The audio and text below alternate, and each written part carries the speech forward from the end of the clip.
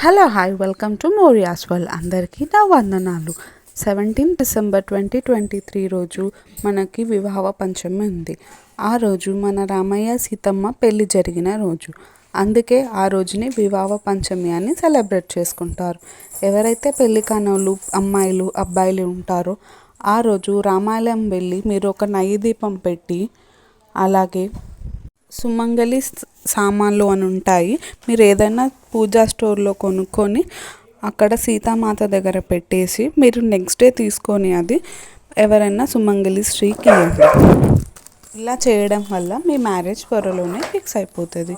సుమంగళి స్థా సుమంగళి వస్తువులు అంటే గాజులు, పసుపు, కుంకుమ, ఒక రబ్బర్ బ్యాండ్, మైదాకు, దువ్వెన, కాజలు అలాంటివి.